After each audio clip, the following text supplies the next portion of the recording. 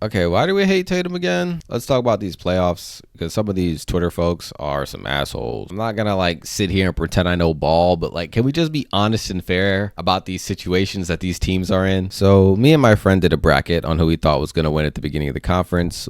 We do it every year for most sports, and we actually got the East side right down to the games for the first round. Vegas, sign us, baby. All right, let's talk about the teams that actually matter. On the West, the Lakers. Now, I don't actually think the Lakers are in title contention, especially since they had to go against the Nuggets in the first round, and they are a seventh seed. Like, I understand that the West is a harder conference, and in another conference, they would be a higher seed. But being the seventh seed just shows that you are not consistent enough to be higher.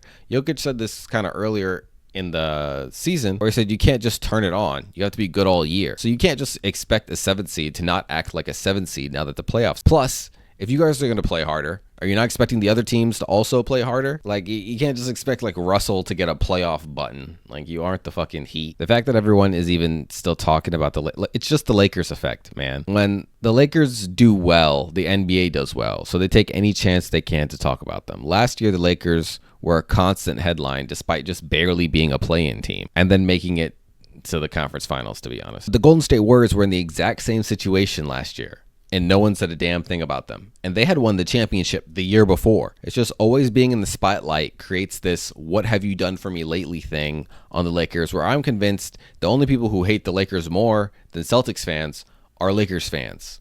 People are like writing threads about blowing up the team and getting rid of Darvin Ham. Like, you guys just got to the conference finals last year. And I understand that you guys got gentlemanly swept. But, like, you guys lost close games this year and you lost close games last year. So maybe just play better next year and actually deserve all the hype that you get. And you would think that once they got eliminated, people would, like, move on, maybe give some headlines to the team still playing. Nope. Now we're talking about their next head coach.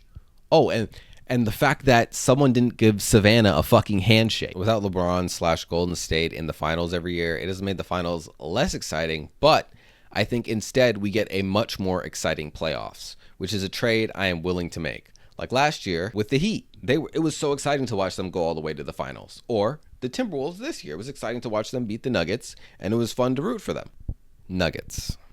My original thought is that you guys were going to go to the finals and then lose to the Celtics. Instead, you lost to the Timberwolves. To be fair, the Timberwolves were created in a lab to beat you. Literally, the ex-Nuggets guy works for you. They kind of just sat back and they're like, all right, how do we stop one of the best centers to ever grace an NBA court? Yes, we will run 3 bigs.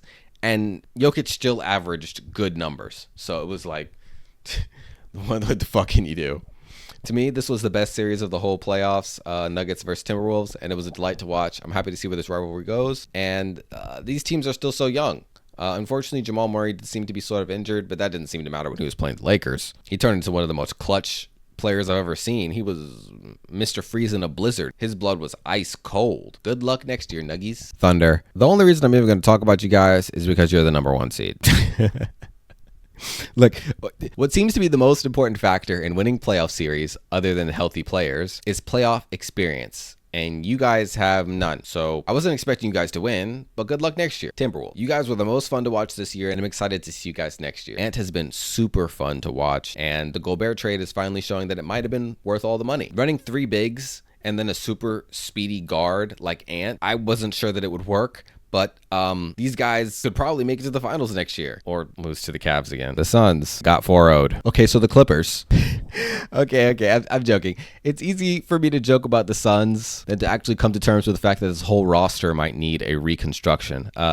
Good playoff teams need good depth to go anywhere, and the Suns traded their everything to get KD and Bradley Beal. Good job getting more season wins than the Lakers, but they do have more playoff wins than you this year. Literally one more. The Lakers have one more playoff win than me this year. Shit, me and the Suns have the same amount of playoff wins. I did see some stuff where they were talking about how the Suns are the most embarrassing team this season. Look, Detroit still exists, okay? The Wizards are still a franchise. Why is Jordan Poole taking his eye off Jaylen Brown? There's literally 4 Wizards players back ready to help on Jason Tatum. Those 2 teams are way more embarrassing. Like, you don't even know how bad it was getting over here in Detroit. Also, Phoenix, why the fuck do you have so many people? Like, there's no water. Why are people still moving there? The 4th or 5th most populated city in America, and it's in the middle of a desert. All right, so the Clippers actually have the opposite problem. They probably have the best depth in the league, but their stars are too injured to ever really get anything done. I love Kawhi, but the best ability is availability. And as swaggy as those Paul George edits are, I don't think he can carry this load alone. They need an uninjured star, which seems to be rare right now. Knicks. Unfortunately, you guys just got injured. I'm pretty sure it was getting towards the end where they were just sending janitors to play out there. Like, you guys made every trade in the offseason. You made every good decision, and you earned that number 2 spot. And in all honesty, I thought you guys had a good chance at beating the Celtics and upsetting them. However, there's nothing you can do when everybody gets injured. The best of luck next year. I'm itching to see a 7-game series between the Knicks and the Celtics. Now, due to being a Detroit fan, I'm allowed one good team to root for every year. Throw there. He was only 3 of 8. That's a violation. You can't do that. This is why, one reason why the Pistons are 3-35. And I choose the Bucks because they are close in proximity, and because out of the best players in the league, I like Giannis. However, seeing that he was injured, I said the Pacers were going to win this series. Look, the Bucks are learning the lesson that the 2023 Celtics are learning. You cannot trade away a defensive anchor like Drew Holiday and expect your defense to get better or be good, especially after firing Budenholzer. Then you change coaches to whatever guy, Adrian whatever, and then to Doc Rivers. And when Doc Rivers got there were a lot of people who were saying, what? He sucks. Why is Doc Rivers there? Yada, yada. And when I heard it, I was like, what else were they going to do? The only coaches available in the middle of the season are coaches that were fired last season. And Doc is known for working with a bunch of superstars, and the Bucks have that. And then this also sort of works in 2 ways, because if the season goes bad, they can just blame Doc and then fire him. Narrative-wise, it's a win-win. I have no real opinion on Doc. I'm not saying he's good, but what I am saying is everything cannot be his fault. Now, I deserve to be fired. Don't get me wrong. I'm not disagreeing with the decision they about to make. Because I left you out there for 38 minutes, I deserve to be fired. You wasn't doing shit. I seen it all 38 minutes. Sometimes his players just straight up choke, and other times he's put in terrible situations.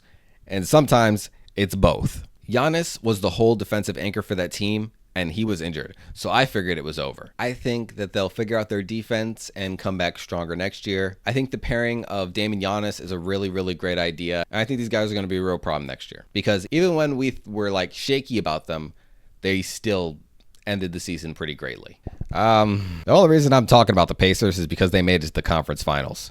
I did not think they would make it this far. The Pacers just straight up ball, man. They play a dangerous game of whoever misses first loses. They just ball. I'm really happy for Halliburton, and I think if you teach that team that defense, you might have a playoff team that I actually respect. Here's a riddle. Which season am I talking about? Joel Embiid is injured, and despite the team balling in the regular season, they lose before ever making it to a conference finals. If you selected any of these options on the screen, you win, because that is the life story of this team. I can't say I thought they were going to beat the Knicks, but surely at some point they have to beat somebody, right? Like, they have to make it somewhere. I know it's not Embiid's fault. He's not trying to get injured, and he literally had a Bell's palsy stroke in the middle of a game and dropped 50 points. Like, it's hard for me to be mad at him for this. And them betting on Maxey after losing Harden seems to have worked out. Maxey seems to be a star. I hope that team eventually finds some form of success. Crazy how, like, in an alternate world, they probably beat the Raptors and go to the finals and win. Floor seats, crypto, I got my tool in. Fourth quarter yelling, why the fuck Batum in? All right, so the finals contestants. The whole reason I made this video. You internet folk. Twitter was just so mean and in some points just stupid. And that's a horrendous combination. Starting with Dallas because they lost. If the Celtics were to lose this, it would have been a generational choke job. Look, I understand Luka is an annoying complainer, but the media shitstorm he got was crazy. Like, he's so fucking good, it's ridiculous. Look, these are professional NBA teams going for a championship. If they see a play that's working, they're going to run it every time. When people saw that Austin Reeves was a defensive liability, what did every team in the league do? Target him. And Luka already wasn't fast, man, and he's injured. And he's facilitating whatever part of the offense that Kyrie is not facilitating. So I'm not surprised that his defense wasn't that great. I mean, it was good enough to beat the Timberwolves. He looked like a real scrappy defender against the Timberwolves. And maybe I just don't know ball, but the media / Twitter shitstorm that was coming out of this was crazy. Also, I thought someone would mention that this is kind of like LeBron's 07 moment, like going to the finals against a way better team firepower wise, and all you can do is like ball out. And I think he did way better than LeBron did in this situation, especially since he actually won a game. If I were the media looking for the next star, I would be trying to make those comparisons. Although, to be fair, Luka does have Kyrie, but also Luka was beating 50-win teams and LeBron was beating... So, I don't know. There's more thought that needs to be done there. I also just really like Dallas as an organization, just signing generational Europeans that just destroy the Western Conference. Hope to see you guys back next year. Maybe sign some more defense, teach people to play defense. I don't know. The Celtics. The Celtics are in a similar predicament that the 49ers are in, and that they have too many players for too high.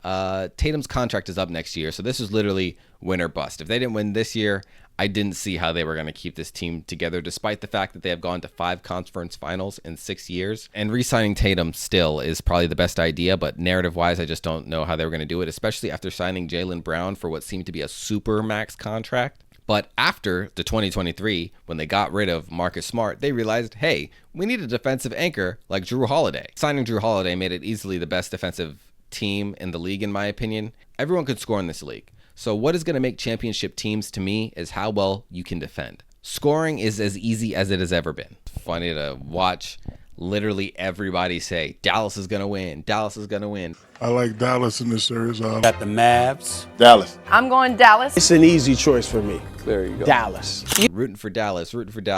And there was a difference between rooting for Dallas and saying Dallas is going to win. And it was nice to watch the NBA media just learn, hey, there's levels to this shit. Like, they're a 60-win team. I've literally never seen a 60-win team be so disrespected. They only lost 2 games on the route to the finals. And the game they lost to the Heat was crazy. The Heat had to break records. They made so many freaking threes. It was crazy.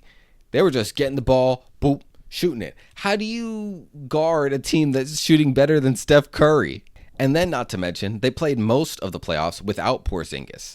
These 7-foot guys just can't stay healthy, man. Maybe humans just aren't supposed to be that fucking tall. I do have a whole other theory on why 7-footers keep being injured. Like, a 7-footer should not be playing like a guard. Like, that's why no one can keep an Achilles or an ACL to save their lives. You're a 7-foot guy and you got like a 5'8" Achilles. Your Achilles is pretty much the same as everybody else's. Your ACL is the same as everybody else's. You know, leave that guard shit to the niggas with properly sized Achilles just for their body. And look, I understand where some of the disrespect is coming from. I understand the path that they had was easier, but you can only play your competition. Like, that's why the Pacers made it the way they made it, because everybody the Pacers went against got injured. I also don't know if anyone realizes this, but being the number 1 seed allows you to go against easier competition. I understand Jimmy got hurt, but barring anointment from God and a Herculean blessing, the Celtics would have won that series anyway. The Celtics are consistently keeping NBA teams in the high-scoring era under 100 points. My friend Wanye was burning money on these over bets. And to finish the point that I started this video with, why do we hate Tatum again? Is it because he's good? Is it because he hadn't won yet? Is it because he's a Celtic? Like, the NBA media is so apprehensive about crowning Luka the next face. They could easily just give that to Tatum. He fits all the stuff they're looking for, right? You want an American-born black man, and he's averaging great numbers. And he's keeping his head on and not playing ego ball. He's doing what it takes to win. And I think he did do what it took to win. Like, when you aren't on one night, facilitate and play defense. It's like, maybe I just don't know ball. Maybe we aren't seeing the same thing, but I just feel like the Tatum hate is so overblown and the Celtic hate is so overblown. And everything that I was reading was like, it was funny. It was really funny, but I was just like, bro, why do so many people hate Tatum?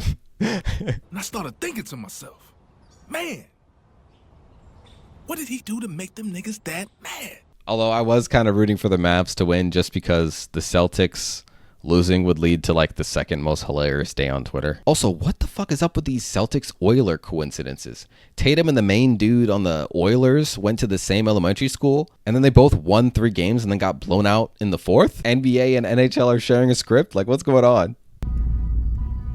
You can't keep getting away with it! You can't keep getting away with it!